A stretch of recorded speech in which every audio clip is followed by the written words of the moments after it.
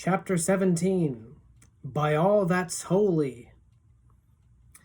There's a back alley between the tenement buildings. You can't see it from the road, and Iggy takes us along the alley to this other place. You can tell how the door has been busted in and the lock broke, and we go into this dark hallway. The lights come on, and the first thing I notice is the perfume an old lady wears and the smell of cats. "It ain't much, but the old bat who lives here took the greyhound to visit her sister for the holiday," Iggy says. He's trying to smile. The little room is warm and close-feeling, and the furniture is real old and saggy.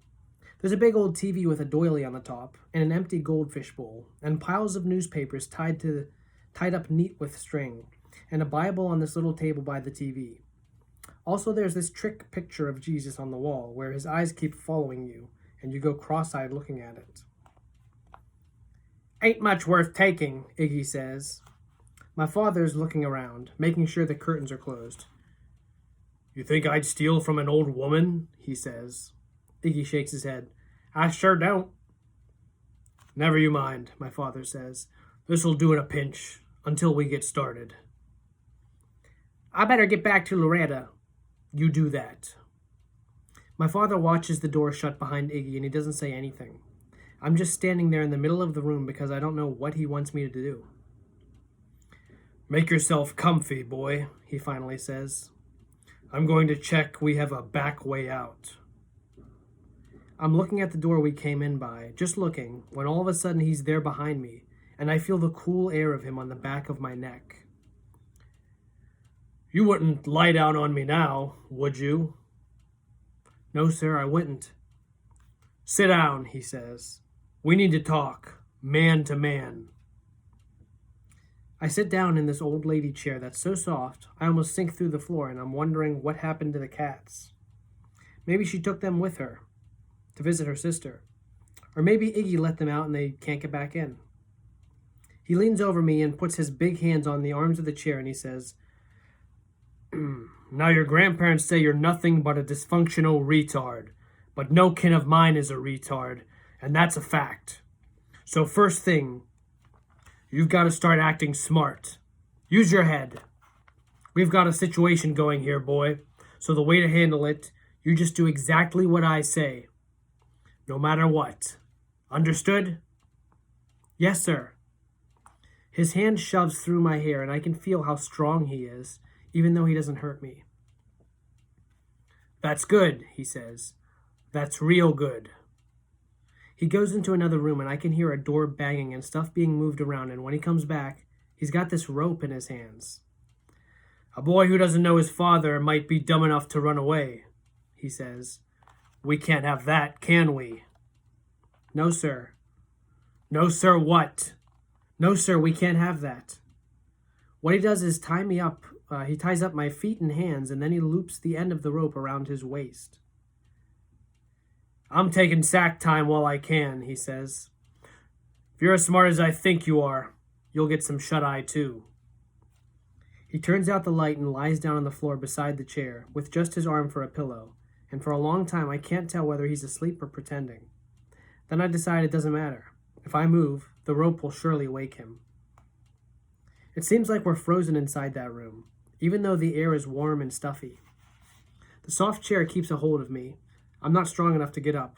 My feet and hands are getting tingly where they're tied, and pretty soon I can't even keep my eyes open. I'm half asleep, dreaming a cat is in the other room, meowing for milk, and I'm still thinking about the cat when something tugs me. He's sitting there in the dark, so I can't see his face, and he says, "Wake up, sleepyhead. I better tell my own son a thing or two he needs to know about his own father. First thing, like I already said, I never killed anybody. I'm big like you're big, so folks assume things they shouldn't. You understand what I'm saying?" "Yes, sir, I do." "Good. Now the other thing is that geezers you've been living with all these years. I bet they never gave you the presents I sent you, did they?" "No, sir, they didn't." He shakes his head real sorrowful. "That's a crime, not giving a boy presents from his father. I suppose you didn't get the letters I sent." "No, if they didn't give out the presents, they likely tore up the letters. Another crime against humanity, that's what that is. They hated me from the first sight. on account of my appearance, and because I wasn't good enough for their precious daughter. As if a man should be blamed for how fearsome or cruel he looks, when in fact he's truly a loving person inside. Which I am. I can hardly see a sad movie without crying, and I'm not afraid to say so. There's just enough streetlight coming through the curtains so I can make out part of his face when he turns it.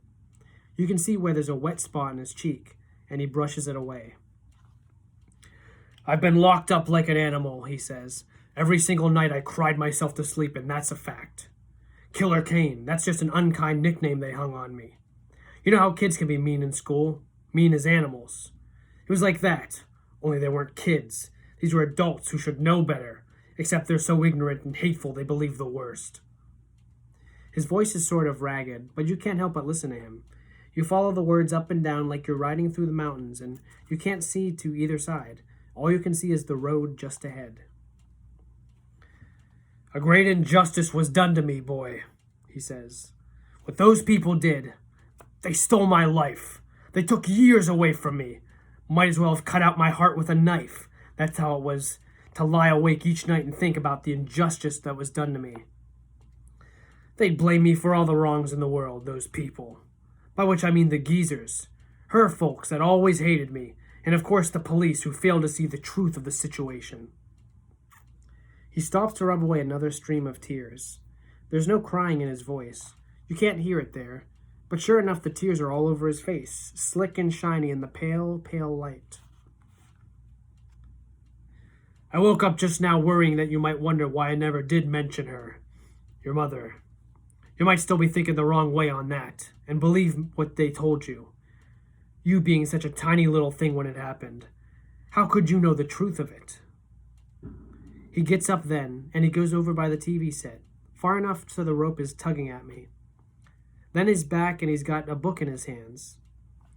Do you know what this is, boy? The Bible, I say. You can tell that in the dark, can you? That's fine. What I'm going to do, I'm putting my right hand down in the Bible, see? Yes, sir, I see. And I'm putting my other hand over my heart. You see that? Yes, sir, I can. That's good, boy. Now listen up. I, Kenneth David Kane, do swear by all that's holy that I did not murder this boy's mother. And if that isn't the truth, may God strike me dead. I'm waiting to see if something happens, and nothing does. The room is the same. It smells of old lady perfume and missing cats, and my hands and feet are still tied by a rope to his waist. Satisfied, he says. I want to answer him, but my throat closes up and my tongue is so dry, I can't hardly open my mouth. I keep thinking about how heavy his hand was on that Bible. I asked you a question, boy. Yes, sir, I say. I'm satisfied. He lies back down after that, and pretty soon he's breathing heavy again. I can't sleep, though. I just sit there like a lump until the sun comes up, trying not to think about things I didn't want to remember.